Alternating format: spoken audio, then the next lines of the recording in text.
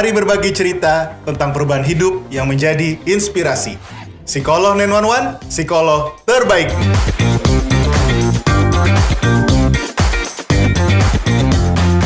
Assalamualaikum warahmatullahi wabarakatuh. Apa kabar semuanya guys? Kembali lagi di channel YouTube Psikolog 911. Kali ini di Nganan Podcast kita kehadiran tamu yang luar biasa. Nanti bisa menjadi narasumber kita, karena nanti narasumber kita ini akan menceritakan bagaimana kehidupan dia sekarang dan dulunya, dan bagaimana hal-hal yang bisa membuat inspirasi buat kita semua. Pengen tahu siapa tamunya?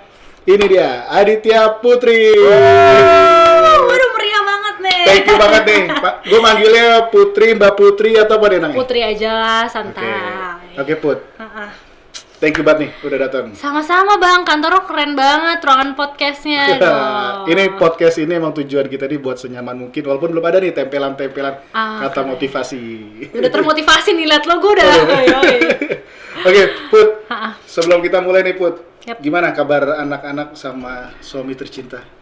Alhamdulillah baik. Ini anak aku yang kedua tuh udah 6 bulan gitu. Jadi udah mulai makan, udah mulai MPASI. Makanya aku sekarang udah mulai bisa berkegiatan yang di luar juga, dan dengan tenang ninggalin dia. Jadi ibaratnya masa postpartum aku nih kayak perlahan kembali menjadi diri sendiri. Udah bisa tidur belum?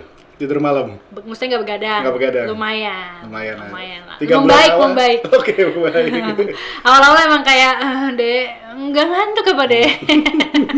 Iya. Ya, itu dari sisi ibu, maksudnya gue juga kadang kalau sebagai suami, ini anak gue nggak selesai asinya. Tidur ngaruh banget ya, lo nanti kalau bini lo udah selesai asi, lo hamilin lagi, dia kudu asi lagi gitu. Itulah serba salah. Itu dia kan. Put, nih kan kita lagi dalam masa pandemi ya. Siap. Banyak beberapa orang mengeluh di masa ini gitu. Tuh. Nah, kalau lo sendiri gimana nih ngejalanin masa pandemi?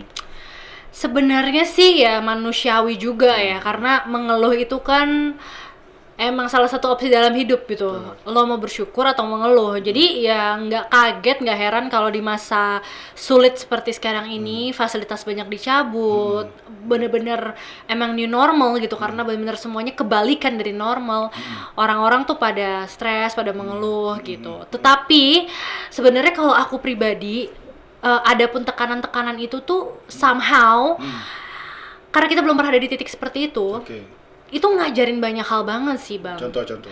Memberikan hikmah luar biasa. Salah satunya bahkan sebenarnya dari awal pandemi kita juga udah mulai ibaratnya bisa dibilang ikat pinggang lah, karena kita benar-benar kayak we never know apa yang akan terjadi besok, dan nggak ada yang bisa menjamin dan nggak ada yang pasti gitu. Jadinya ya bukan hidup dalam ketakutan, tapi kayak semua tuh extra safe deh dari semuanya, cash flow dan lain-lain, karena benar-benar jadi nggak bisa kerja, jadi ini dan lain-lain. Tapi menurut aku ternyata ujian pandemi itu nggak seberapa sampai akhirnya kemarin kita sekeluarga klaster kena COVID. Oh iya, gue dengar seperti itu ya. Itu gimana tuh? Asli. Punya baby lo. Itu benar-benar menurut aku ujian pandemi yang selama ini diteriakin orang-orang tuh. Ya aku ibaratnya ujian prakteknya gitu loh bang. Dan aku kan sekarang itu memang semenjak 2015 aku menutup aurat, aku mulai pakai hijab, aku mulai rajin lah mencari ilmu, karena menurut aku dengan usia aku udah, apalagi aku madrasah keluarga gitu, aku benar-benar ngerasa penting banget ngebenteng keluarga tuh dengan ilmu. Jadi aku lumayan ngeluangin waktu lah buat ngaji. Tapi yang namanya ngaji itu kan teori bang. Yeah. Ujian prakteknya tuh naik kelasnya ya kalau ujiannya di depan mata. Nah salah satunya pas kemarin itu sekeluarga tuh kena COVID. Jadi sebenarnya ujian dimana gue harus menerima bahwa anak gue itu terinfeksi gitu. Dan gue alhamdulillahnya negatif, tapi aku punya bayi yang dari dunia luar tuh bener-bener ngewanti-wanti, Put lu jangan sampai kena, lo hati-hati kalau kontak sama anak lo. Bayangin nih anak sendiri, kita kudu bukan jauhin ya. Oh lo bakal nularin gue, lo bakal kayak gitu loh bang. Ada rasa parno kan, bagaimanapun teorinya kan gitu kan. Suami lo support banget ya, dalam arti dia berani jaga anak lo. Pertama siapa namanya? Maher. Mau gitu kontak jaga langsung, luar biasa. Nah emang si Ridwan itu sebenarnya antara nggak mikir sama nekat sama berani sama rela berkorban tuh semuanya tipis batu ya gitu. Jadi begitu kayak mertua kena dua-duanya satu-satu tuh bang, kita kayak lagi eliminasi keluar rumah, satu-satu masuk lapor puskesmas ke RSUD, satu Wisma Atlet, satu rumah tuh begitu nyusul Wisma Atlet. Akhirnya kita 4 orang nih bertahan. Dan dengan akses kita nggak bisa isoman lah gitu, nggak bisa ngelondri. Yang biasanya pekerjaan rumah tuh urusan dapur beda orang, urusan bersih beda orang, ngurusin anak 2 juga ada banyak bala bantuan. Ini Sekarang semua take ngurusin off sendiri plus lagi sakit kan gitu. Sempet nggak lo terasa Waduh. mental lo terasa keganggu gitu? Parah bang, aku pernah yang bener-bener sampai ya pada saat awal-awal tuh ya ibaratnya air mata tuh ngalir doang, nggak gue minta mau gue tahan, bener-bener nangis karena gue mikir ya aku kayak jahat sama anakku, kayak nggak bisa jagain, ada rasa gitu juga. Padahal ya kalau udah kepala dingin ya emang udah Allah takdirin gitu, mau gimana. Cuman pada saat awal tuh kayak kena di mana doh, aku nggak bisa jagain, terus kayak dia sakit aku bisa nggak ya amanah darah jadi kayak wah itu kayak pergautan batin itu bener-bener bikin galau banget. Pernah nggak gitu. ngerasa kok kenapa sih harus keluarga gue yang kena gitu? Sebenarnya sih nah kayaknya ini sempat ujian juga gara-gara gue sempat terbersit, wah udah ada vaksin nih, berarti ini sebenarnya corona ini udah menuju titik finish. Hebat juga nih keluarga gue nggak kena. Gue tuh kayak nggak sempet sampai ke omongan sih bang. Tapi gue kayak ada, wah gila hebat juga kita bertahan di dalam rumah nih setahun. Akhirnya kita nggak kena gitu. Jadinya gue ya agak-agak yang nggak nyiapin mental buat kena, dan ini juga gitu kepikirnya kayak gue kirain ini udah mau aman gitu. Ternyata Tahu juga. berarti hati-hati dengan pikirannya. Benar gitu. Walaupun kita ngerasanya di situ kan kalau dipikir-pikir itu kan rasa syukur juga, tapi ya alam semesta tuh jadi kayak ngailnya ke situ gitu.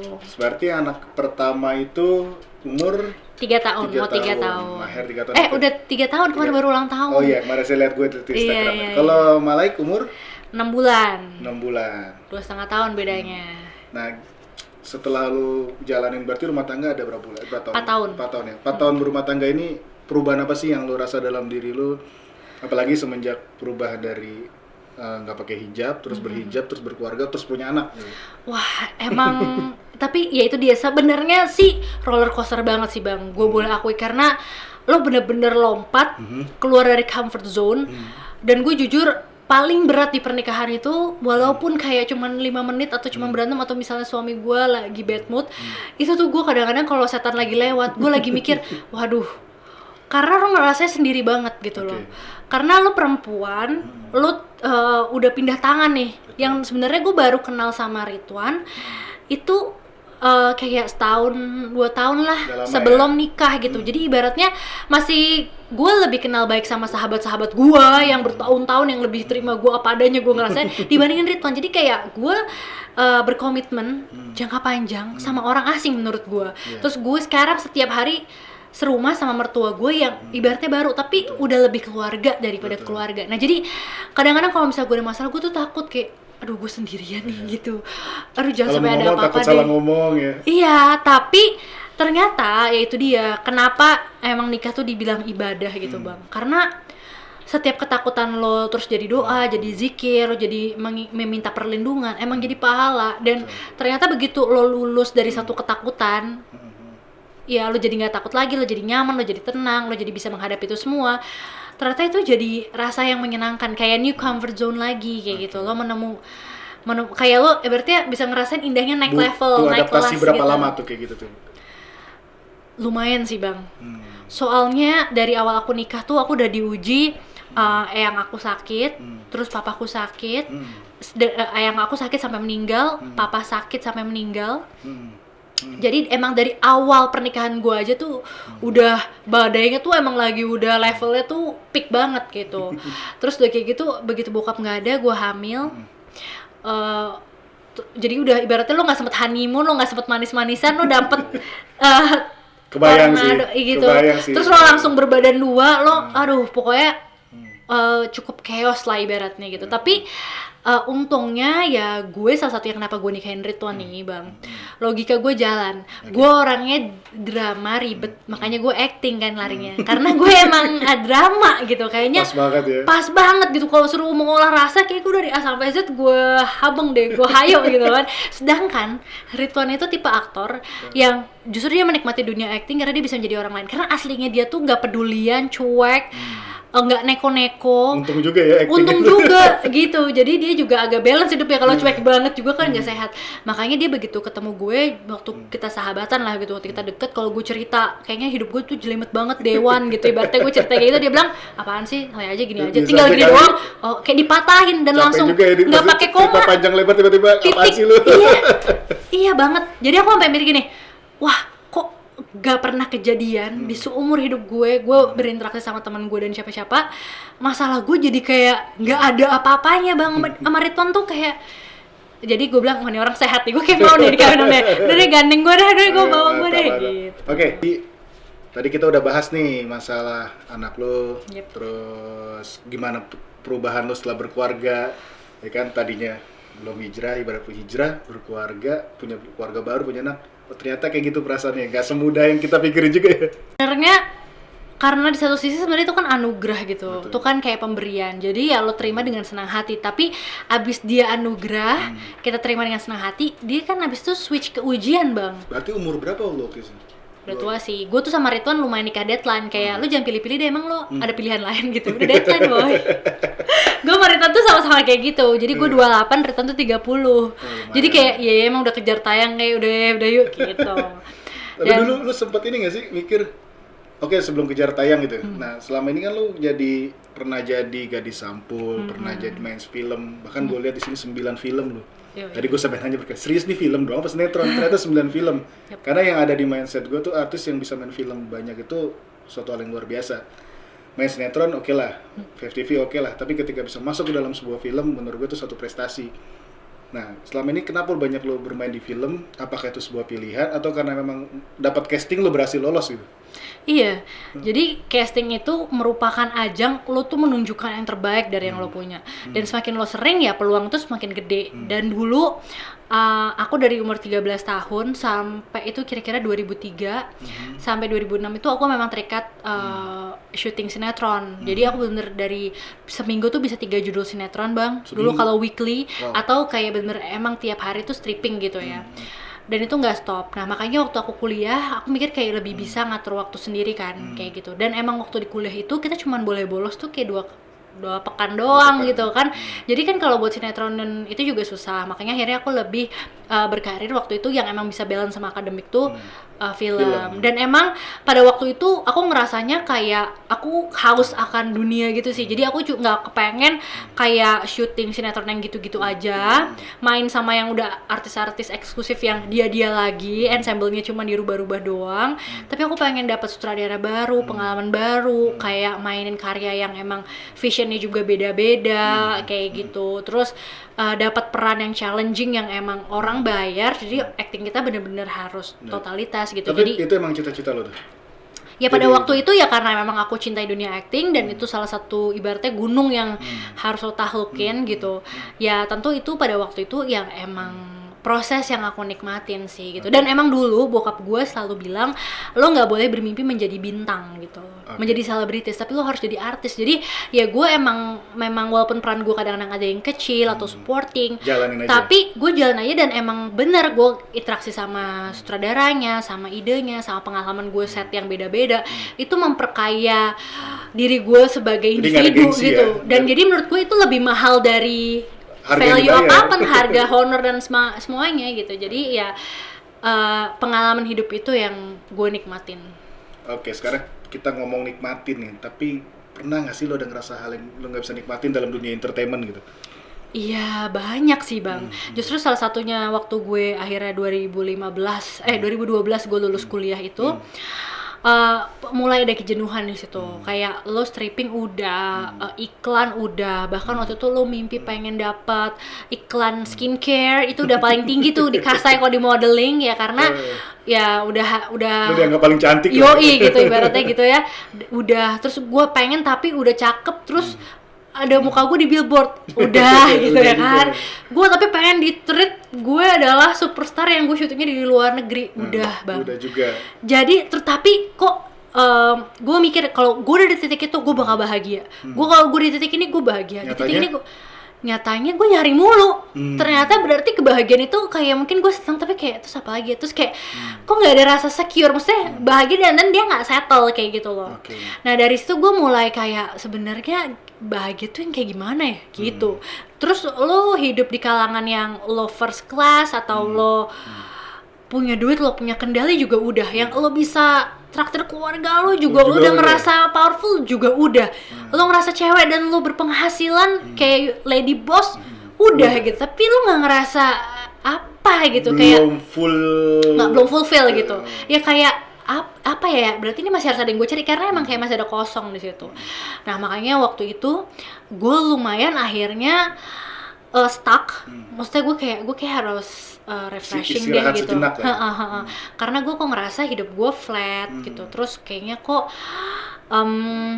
nggak ada yang menantang lagi gue gitu, kayak gue apa ya Itu di gitu. boleh Lulus kuliah. nggak gue katakan titik jenuh itu bisa dikatakan? Iya kayak gitu. Dan emang kayaknya gue lagi agak-agak lelah juga sama selama ini kan dulu gue jauh dari Allah juga bang. Maksudnya dalam artian tuh gue dikasih nikmat segitu banyak, walaupun itu hasil tahajud tuh gue menang. Jadi Gak disampul. tahajudnya cuma buat itu aja. Iya begitu udah terus kayak nggak ngerti ini dia apaan. Akhirnya gue ngerasa sepanjang hidup gue tuh ya kalau gue belajar sekarang kayak istidroj gitu loh, kayak gue dikasih kesenangan tapi dibiarin. melalaikan. Iya bang.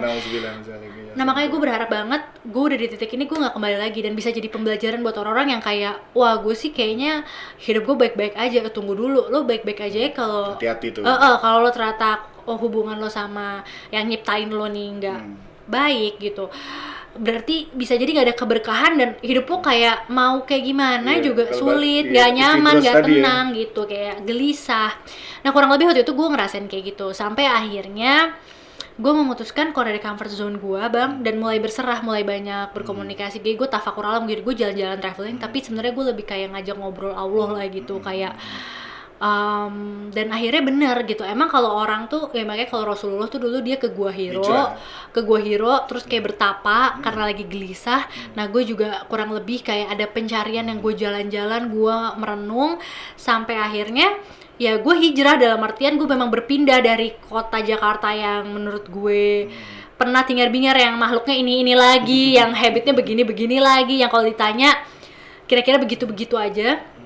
Gue mau coba cari kesenangan di tempat lain dan ternyata benar di Aceh tuh kayak orang tuh berbahagia tuh kayak mereka diving, mereka nikmatin hidup gitu. Kembali ke alam ya. Kembali ke alam, terus ada yang arum jeram, ada yang berkuda gitu kan, terus ada yang main surfing dan lain sebagainya gitu. Banyak banget ternyata Indonesia kayak bang. Terus gue pertama waktu itu ke Aceh. Jadi perjalanan spiritual aku tuh sebenarnya dari Aceh sih bang. Jadi waktu itu syariat Islam mewajibkan yang KTP-nya Islam itu pakai hijab. Dan banyak banget syuting tuh waktu itu dokumenter sama pemerintah gitu, sama Kemenpras. Jadi sebenarnya lu gitu. Terus pakai hijab pun gak ada niat sebenarnya. nggak ada niat. Tapi waktu gue lagi pencarian itu, gue lagi jenuh banget, gue ke Aceh. Terus di Aceh itu gue nggak tinggal di hotel, jadi kayak homestay gitu di sama Jadi kontak langsung dengan kontak masyarakat. langsung sama masyarakat. Dan gue tempat tinggal gue tuh kayak di puncak tertingginya Wah, dingin di nggak? Dingin Aceh. nggak? Dingin bang. Dingin. Udah cuacanya dingin banget, depannya danau, tenang banget, lo gak bakal galau, tenang. Wah, Lo terhipnotis gitu. Itu sih gue kebayang sih. Takengon. Itu sih Udah. proses hijrah yang menyenangkan sih. Danaunya tenang. Terus malam-malam bang, itu langit gelap gulita, hitamnya rata, nggak ada polusi sama sekali, dingin adem. Itu bintang bertaburan kayak tabur glitter gitu. Masya Allah. Dan itu lo kalau bangun subuh, azan berkumandang, lo jalan wudhu sejuk, terus kayak akhirnya di situ gue tahu sebenarnya tinggal di Jakarta tuh tergantung state of mind lo. Dan dari situ gue yang kayak tadi jenuh banget, ternyata di belahan dunia lain tuh bumi Allah tuh luas banget gitu. Lo bisa tinggal bawa itu ke rumah lo dan lo bisa punya that kind of peacefulness. Karena gue pikir tuh tadinya udah stuck karena gue berpikiran sempit gitu, kayak hidup tuh ya kayak gini yang gue tahu dari kecil gitu kan. Itu kan kita lihat dari diri lu sendiri, dari alam yang bisa, atau teguran langsung dari Allah ngajarin lu. Ada nggak orang atau siapalah yang terlibat secara langsung dalam proses perubahan lu ini? Ya salah satu yang jadi proses setelah gue mengalami banyak kegagalan menurut gue tuh ibaratnya lo kalau punya GPS bang, lo punya tujuan hidup yang jelas. Terus wifi lo nggak rusak, itu perjalanan sebenarnya tuh bisa singkat, sejam. Lo tahu macet atau enggak, lo tahu harus ngapain, efisien lah. Menurut gue hidup gue tuh banyak nyasarnya bang. Kalau ibaratkan di GPS, apa tuh GPS tuh? Diibaratkan sebagai apa? Ya sebagai kayak peta untuk ngebantuin lo menuju ke tujuan gitu. Oke. Jadi kayak ya bisa jadi support system yang bagus. Kebetulan waktu itu gue juga komunikasi gue sama orang tua tuh nggak terlalu bagus, makanya orang tua nggak bisa. Sebenarnya orang tua ada pengen ngebimbing gue, cuman gue juga cerita yang gimana juga sungkan, Betul. kayak gitu-gitu Ya, kan. ada ketimuran lah ya. Iya, jadi akhirnya ya lo tersesat tapi lo diem, ya itu dia kan. Kalau lo malu bertanya ya lo sesat di jalan. Nah itulah saya dulu ya. Kayaknya tuh ngerasanya tuh prosesnya jadi lama. Sampai akhirnya gue ketemu sama Ridwan. Dan dulu gue inget banget yang menurut gue agak-agak bikin gue naik tol atau shortcut gue agak-agak cepet nyampe ke tujuan gue adalah gue bilang sama Ridwan, Wan, gue tuh sebenarnya nih kita lagi syuting dan gue belum pakai jilbab. Gue tuh sebenarnya pengen pakai jilbab, cuma nyokap gue bilang ntar jodohnya susah. Udah kayak gitu, terus kayak ntar nggak ada laki yang mau. Ada, gue malah nyari yang jilbaban gitu. Serius lo agak aneh lo ya gitu. Kayaknya gak ada laki yang kayak gitu kan dulu ya agak susah.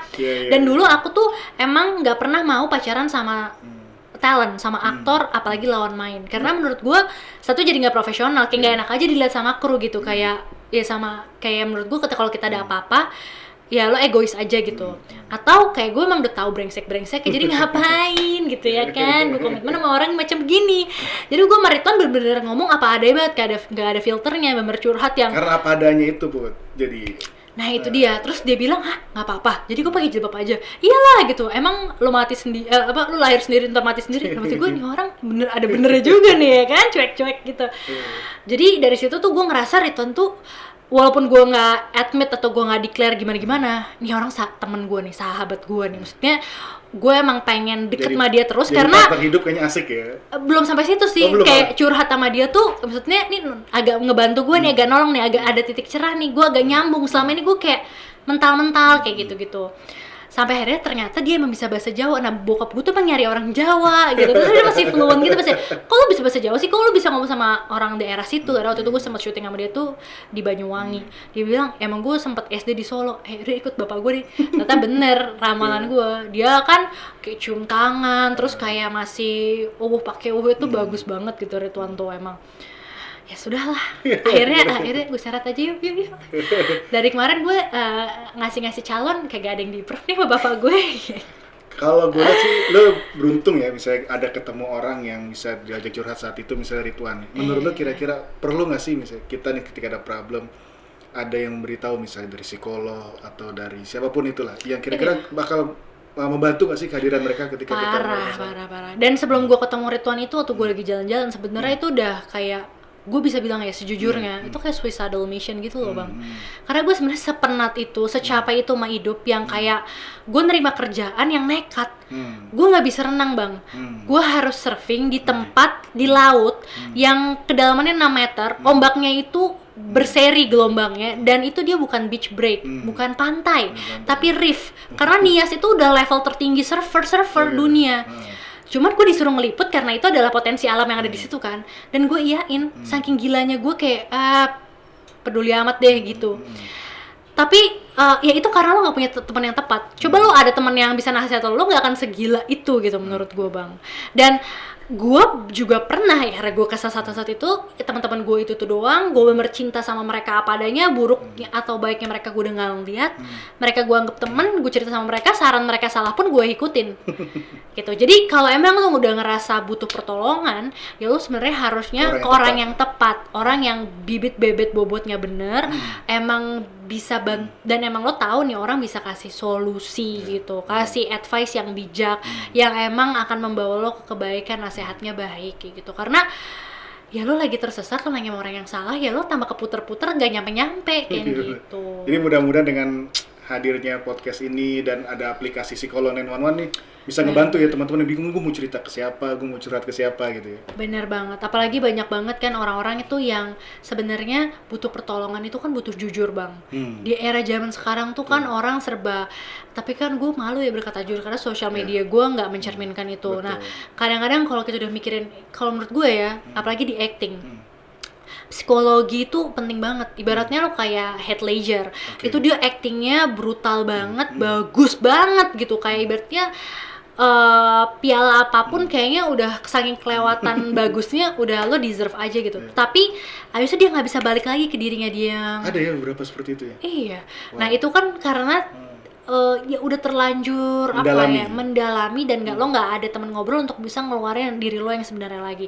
Nah, contohnya kayak film itu kali ya, coba Joker ya. Iya, Joker. Si Heath Ledger tuh main Joker. Nah, makanya sama halnya kalau lo punya tabiat buruk terus lo nggak keluar dan lo nggak berusaha jujur, ya lo akan terkungkung di situ. Lo akan stuck, susah gitu lo jadi pribadi yang baru, lo lahir lagi, lo ngebenahin gitu lo. Jadi ya kuncinya tuh lo emang harus ketemu orang yang tepat yang lo percaya, jadi lo bisa jujur, lo bisa copot tuh topeng lo satu-satu sampai lo bisa berkaca diri lo siapa dan lo maunya apa. Karena yang paling bener adalah lo dengerin inner voice lo, bukan dengerin orang lain, bukan dengerin tuntutan masyarakat, orang tua. Karena bagaimanapun itu, kalau kata Riton tadi, emang kalau Riton yang ngomong tuh udah jelek, udah nggak pakai koma, titik. Nah, lo lahir sendiri, lo mati sendiri, ya lo yang bertanggung jawabin, lo mau bawanya ini kemana, kayak gitu loh. Mantap sekali nih, inspirasi banget ya guys ya. Inspirasi dari Rizwan tapi yang podcast gue. Orang gimana? Oke, kan sekarang lu udah jadi artis terkenal, pemain film, sinetron, kemudian udah mulai merana ke dunia host ya. Yep. Terus jadi ibu rumah tangga, pasti campur aduk banget nih di pikiran lu. Terus gimana nih yang mengatasi kesibukan lo, tapi lo tetap bisa, oke, ketika di rumah, gue ibu rumah tangga, gue sebagai seorang istri. Tapi ketika lo dalam profesional, gimana caranya?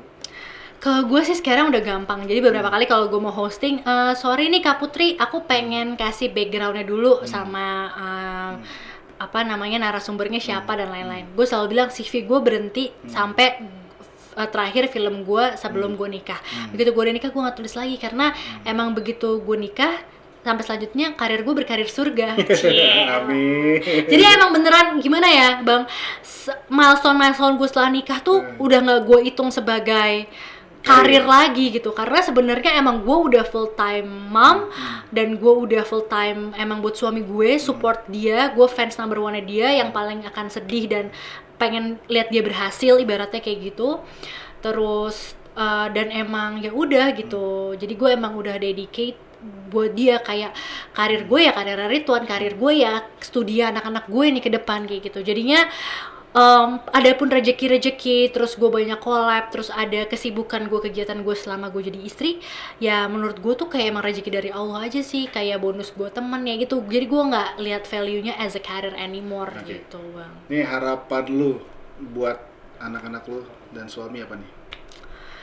Tentunya mereka istiqomah di jalan cahaya, jalan kebaikan gitu, tetap berkah. Karena menurut gue di dunia yang udah edan pisan, menurut gue tuh kayak kewarasan, kesederhanaan, kayak hati yang masih tergerak, yang lembut gitu, nolong orang, lihat orang susah, itu tuh harus terus dipupuk gitu sih. Dan gue ngelihatnya ya anak-anak gue masih kecil dan gue berusaha dari mereka kecil tuh, gue berusaha untuk ngarahin mereka untuk selalu lihat itu ke bawah, jangan ke atas, karena selalu setiap lo ke atas berlapis-lapis langit dan lo nggak akan bisa kejar dan lo nggak punya. Tapi kalau lihat ke bawah lo selalu ngerasa lo punya banyak banget dan lo jadi disibukkan untuk bahagia dan bersyukur dan sebagainya. Jadi ya mudah-mudahan gue bisa istiqomah kayak gitu dan anak-anak gue juga bisa punya tauladan itu sih untuk mereka tuh. Gue berharapnya mereka nggak akan ngulangin kesalahan gue gitu Bang. Paling penting teladan sih memang. Iya, nggak akan ngulangin kesalahan gue yang ibaratnya kegulung ombak, susah pengen pulang ya, sampai nyerah dulu gitu, sampai ada, walaupun gue tahu sih, makanya anak gue yang kedua gue namain Malaika. Karena gue terinspirasi banget. Pada saat gue sendiri, gue tuh dulu ngerasanya gue sendiri, padahal sebenarnya Bang, gue kira terinspirasi dari kecap. Iya, benar juga sih ya. Itu kayaknya anakku bakal dicelain deh ya PSD ya. Bener nih, kalau itu cepet nggak ada. Well, gue pengen ngasih tau anak gue bahwa dia tuh di kanan kirinya tuh ada malaikat. Dan selalu ada malaikat itu ibaratnya kayak lo bayar bodyguard di sekuritas yang super mahal, yang bakal jagain lo. Ada yang gangguin lo, yoi. Jadi ada yang mau gangguin lo, ada yang bikin lo down, ada dunia ini jahat sama lo ingat lo tuh nggak sendiri. Bodyguard lo banyak banget, which is malaikat. Dan malaikat ini ngebisikin lo kebaikan. Jadi setiap ada yang bisikin lo nggak baik, lo ingat mungkin itu bukan nyokap yang ada di situ, which is gue. Mungkin lo sempet lagi marah sama gue, lo lagi ragu, tapi lo harus mikir sebagai individu lo nggak pernah bener-bener sendiri. Itu sih pesan gue. Jadi mudah-mudahan ya kita selalu dilindungin. Amin. Gitu. Luar biasa banget nih. Terakhir Put, harapan lo buat dunia entertainment yang semakin marak saat ini? Ya, semoga maraknya bukan marak-marak viral yang sementara dan itu hal-hal yang kurang berfaedah sih, Bang. Karena gue lahir di situ, gue pasti nggak akan bisa tidur nyenyak lah ibaratnya kalau dunia entertain atau dunia hiburan tanah air itu nggak semakin baik kayak gitu. Jadi ya gue berharap image-nya dan yang mereka suguhkan ya memang benar-benar terus bisa mencerdaskan bangsa dan unlimited gitu loh. Sekarang kan juga eranya juga udah tanpa batas ya Bang, dengan adanya social media, broadcast yourself ini yang kayak benar-benar. Nah mudah-mudahan anak-anak, maksudnya anak Indonesia bisa kreativitasnya tuh positif gitu loh, ditampung di platform-platform ini, bukan malah sebaliknya, malah nyari ngeprank hal-hal yang malah jauh dari adat ketimuran Kadang sih kita. aneh juga sih ya. Coba kita ngomong Tapi gimana emang ya? ya gimana, hitnya Iya, banyak ya karena betul. suatu eksperimen yang dan emang Iya. akhirnya mengundang keprihatinan. Tapi mudah-mudahan ya aku bilang gitu, mudah-mudahan yang itu tuh benar-benar jadi pelajaran mahal. Terus kedepannya ya wajah seniman Indonesia tuh emang bisa mewarnai, bukan diwarnain. Kita nggak ngekor jadi negara ketiga terus, tapi kayak emang seniman-seniman kita, animator kita, kayak aktris dan aktor kita emang benar-benar bisa leading di worldwide gitu. Amin, Amin, mudah-mudahan. amin. Sorry nih, satu lagi pertanyaan. Siap. Harapan lu apa nih buat aplikasi Psikolog 911 nih? Mudah-mudahan ya itu orang nggak malu lagi searching out, karena kalau misalnya teman-teman tahu bahwa ini udah global issues gitu ya tentang masalah mental health. Dan mental health itu tuh benar-benar kalau dulu orang tuh kalau bilang lo ke psikolog kayaknya wah lo langsung di judgment gitu ya. Kalau sekarang please banget, apalagi lagi pandemi kayak gini, lo di rumah aja atau lo punya suatu ketakutan akhirnya jadi momok, itu tuh nggak sehat. Ibaratnya lo bawa burden gede banget di pundak lo, ibaratnya lo jadi bawa beban di luar kemampuan lo.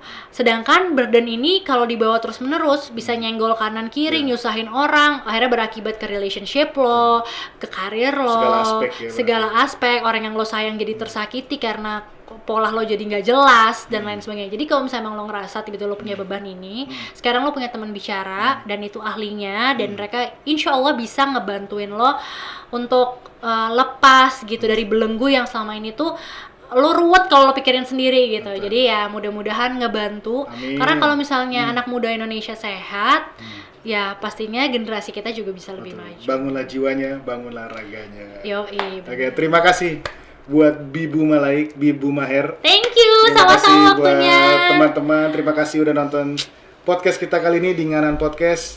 Jangan lupa subscribe YouTube Psikolog 911 karena Psikolog 911 psikolog terbaikmu. Terima kasih. Wassalamualaikum warahmatullahi wabarakatuh. Thank you.